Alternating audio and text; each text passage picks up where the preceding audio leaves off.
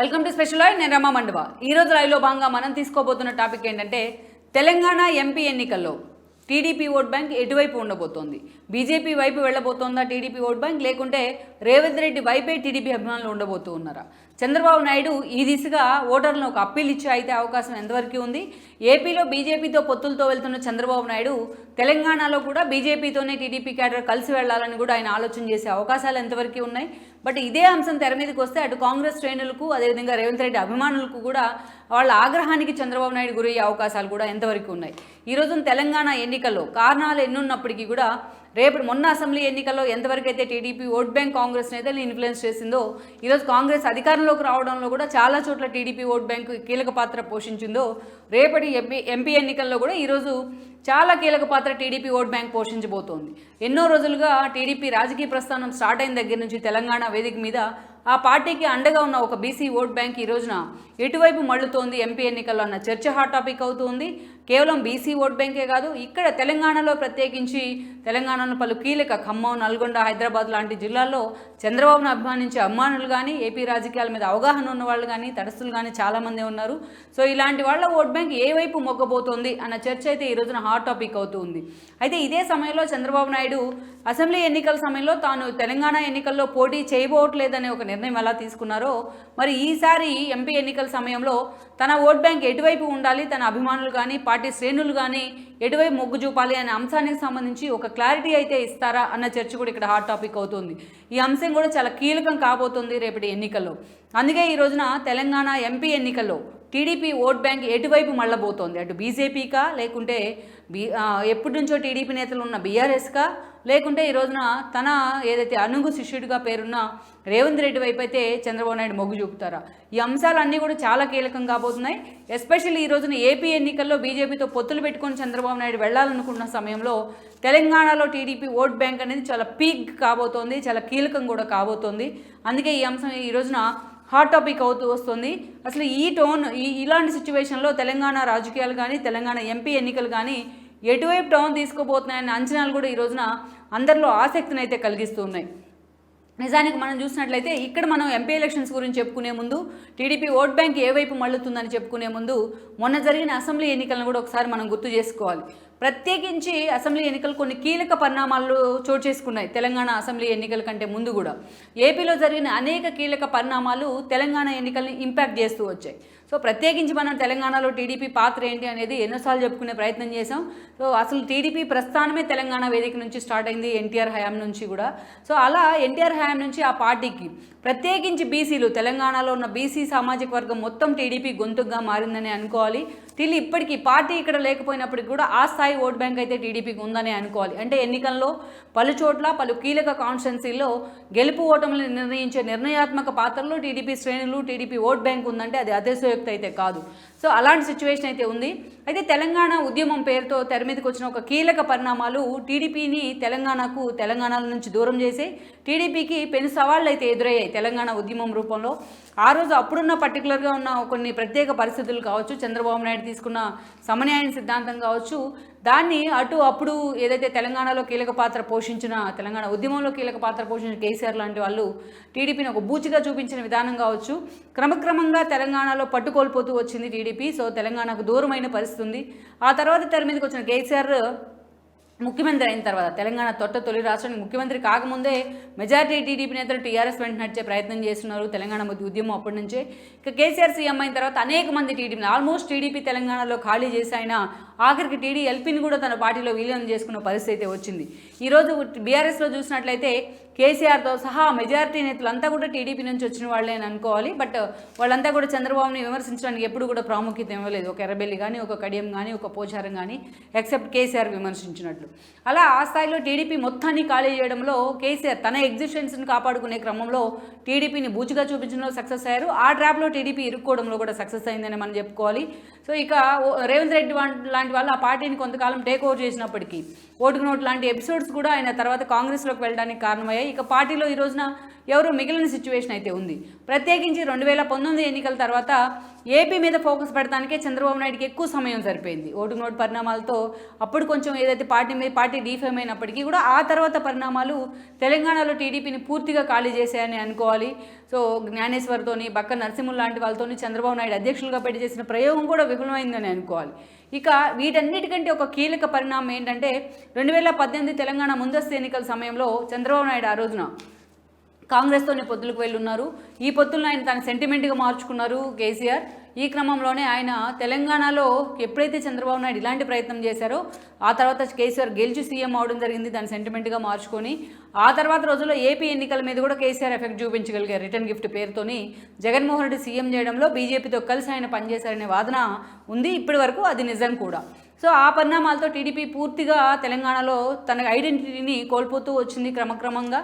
ఈ క్రమంలోనే ప్రత్యేకించి అనేక పరిణామాలు కూడా టీడీపీని అలాగే దాని ప్రాభవం కోల్పోతూ వచ్చిందని అనుకోవాలి. అధ్యక్షులుగా పనిచేసిన వాళ్ళు కూడా ఆ స్థాయిలో టీడీపీ మీద ఫోకస్ పెట్టలేకపోయారు. ఇక 2019 ఎన్నికల తర్వాత ఏపీలో 23 స్థానాలకే పరిమితమైన టీడీపీ తెలంగాణ మీద ఆ స్థాయిలో నిజంగానే ఫోకస్ పెట్టలేకపోయింది. ఏపీ ప్రయారిటైజ్ లిస్ట్లో ఏపీనే చంద్రబాబు నాయుడుకి ఫస్ట్ ప్రయారిటీ అయింది. సో ఇలాంటి క్రమంలో టీడీపీ నిజంగానే తన అస్తిత్వాన్ని కూడా కోల్పోయే పరిస్థితి ఎదురైంది తెలంగాణ రాజకీయాల్లో. అయితే అలాంటి టీడీపీలో కూడా అనేక కీలక పరిణామాలు చోటు చేసుకున్నాయి. ఎందుకంటే తెలంగాణ ఎన్నికలకు ముందు ఏదైతే స్కిల్ డెవలప్మెంట్ కేసులోని చంద్రబాబు నాయుడిని జగన్మోహన్ రెడ్డి అరెస్ట్ చేయించడం జరిగింది. దాదాపు ఆయన 52 రోజుల పాటు రాజమండ్రి సెంట్రల్ జైల్లో పెట్టారు జగన్మోహన్ రెడ్డి. ఈ క్రమంలోనే చంద్రబాబు నాయుడు అరెస్టుకు వ్యతిరేకంగా ముందుగా ఆ ఉద్యమాన్ని లీడ్ తీసుకుంది తెలంగాణలోని ఐటీ ఎంప్లాయీస్ కానీ తెలంగాణలోని చంద్రబాబు నాయుడు అభిమానులు కానీ. దేశవ్యాప్తంగా కూడా ఈ ఉద్యమం ఫ్లేరప్ అవడానికి వాళ్ళు ముందు ఇనిషియేషన్ తీసుకునే ప్రయత్నం చేశారు. ఆ స్థాయిలో సక్సెస్ చేశారని అనుకోవాలి. దాన్ని సప్రెస్ చేసేందుకు కేటీఆర్ లాంటి వాళ్ళు వ్యవహరించిన తీరు అప్పట్లో అనేక విమర్శలు పాలైంది. ఆ ఎఫెక్ట్ తర్వాత ఎన్నికల్లో కూడా కనిపించింది.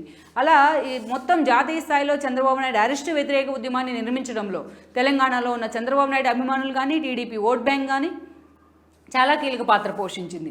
ఏ స్థాయిలో కీలక పాత్ర పోషించింది అంటే చంద్రబాబు నాయుడు అరెస్టుకు జగన్మోహన్ రెడ్డి ఎంత కారణమో అదే స్థాయిలో అరెస్టు వెనుక బీజేపీ ఉందన్న ప్రచారం కూడా జరిగింది. అమిత్ షా లాంటి వాళ్ళు ఎక్కడ తమకి ఈ అంశం తెలంగాణ ఎన్నికల్లో డ్యామేజ్ అవుతుందో అని గ్రహించి లోకేష్ లాంటి వాళ్ళని పిలిపించుకుని మరీ దీన్ని కన్సోల్ చేసే ప్రయత్నం కూడా చేశారు. ఆయన మేము లేము చంద్రబాబు అరెస్ట్ నాయుడు వెనక అని చెప్పే ప్రయత్నం కూడా చేశారు. సో ఇక చంద్రబాబు నాయుడు అరెస్ట్ నాయుడు బండి సంజయ్ లాంటి వాళ్ళు కిషన్ రెడ్డి లాంటి వాళ్ళు కూడా ఖండిస్తూ వచ్చారు. ఎక్సెప్ట్ కేసీఆర్ అండ్ కేటీఆర్ తప్ప. అందుకనే సో బీజేపీ దాదాపు 8 సీట్లను కూడా ఇక్కడ గెలుచుకోగలిగింది. సో ఆ స్థాయిలో బీజేపీ కూడా చంద్రబాబు నాయుడు అరెస్ట్ వెనుక తాము లేము అని చెప్పే ప్రయత్నం చేసింది. సో అయినప్పటికీ వాస్తవాలను గ్రహించకుండా కేటీఆర్ కానీ పొగురుతో ఆయన మాట్లాడిన తీరు కానీ చంద్రబాబు నాయుడు అరెస్ట్ మీద కేసీఆర్ ఒక మాట కూడా ఖండించిన తీరు కానీ ఆయన నిజంగానే డ్యామేజ్ చేస్తూ వచ్చింది. ఈ పరిణామాలన్నీ జరుగుతూ ఉన్న సమయంలోనే తెలంగాణ ఎన్నికలు రావడం జరిగింది. తెలంగాణ ఎన్నికల్లో తాను పోటీ చేయబోట్లేదంటూ కూడా ఆ రోజు చంద్రబాబు నాయుడు కీలక నిర్ణయం తీసుకున్నారు జైల్లో ఉండి కూడా. కాసాని జ్ఞానేశ్వర్ లాంటి వాళ్ళు దీన్ని వ్యతిరేకించిన తర్వాత రోజుల్లో టీఆర్ఎస్ వైపు వెళ్ళడం జరిగింది. ఏది ఏమైనప్పటికీ కూడా ఆ రోజు తెలంగాణలో మొత్తం పలు కీలక సంఘాలన్నీ కూడా సామాజిక వర్గాల సమీకరణాల్లో వేదికగా ఉన్న సంఘాలన్నీ కూడా ఏకమయ్యాయి. అదేవిధంగా కాంగ్రెస్ వైపు ర్యాలీ అయ్యాయి. ఏకమవడమే కాదు ఐటీ ఎంప్లాయీస్ మొదలుకొని తటస్థులుగా ఉన్న చాలామంది టీఆర్ఎస్కి వ్యతిరేకంగా ఆ రోజున కాంగ్రెస్ వైపు మళ్ళడం జరిగింది. దాని ఫలితమే ఈరోజు కాంగ్రెస్ అధికారంలో ఉంది.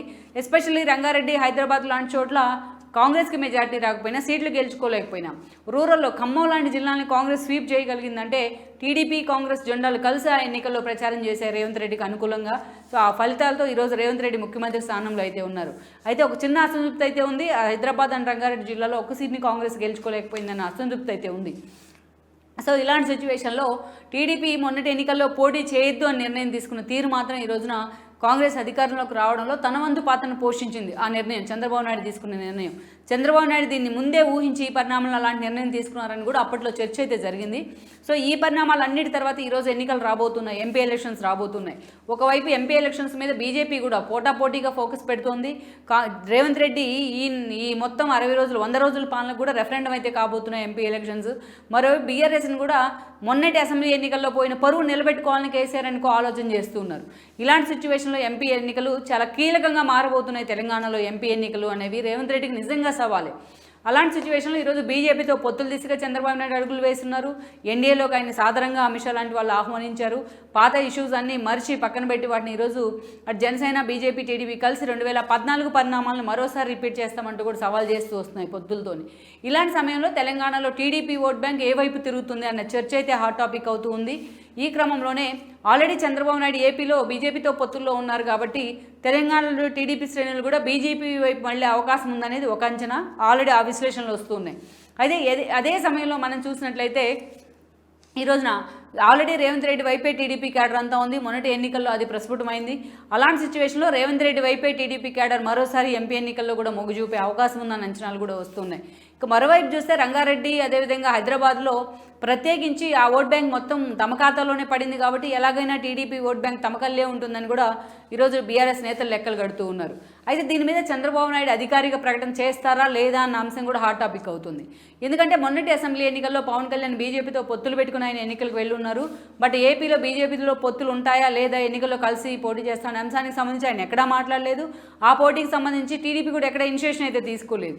మరి ఈ రోజున చంద్రబాబు నాయుడు కనుక బీజేపీ వైపు వెళ్ళాలి టీడీపీ క్యాడర్ అని ప్రకటన చేస్తే అది కాంగ్రెస్కి కూడా వ్యతిరేకమయ్యే అవకాశం ఉంటుంది. అటు చూస్తే తన శిష్యుడే అక్కడ సీఎంగా ఉన్నారు. ఇది చాలా కీలకం కాబోతుంది. అలాగని సైలెంట్గా ఉంటే ఈ ఓట్ బ్యాంక్ వెళ్ళి కాంగ్రెస్ ఖాతాలో పడుతుందని బీజేపీ కూడా విమర్శించే అవకాశం ఉంటుంది. సెన్సిటివ్ అంశంగా మారబోతోంది ఇది. తెలంగాణలో టీడీపీ ఓట్ బ్యాంక్ ఎటువైపు మళ్ళుతుందన్న అంశం చాలా సెన్సిటివ్ కాబోతుంది, చాలా కీలకం కూడా కాబోతుంది రేపటి తెలంగాణ ఎంపీ ఎన్నికల్లో.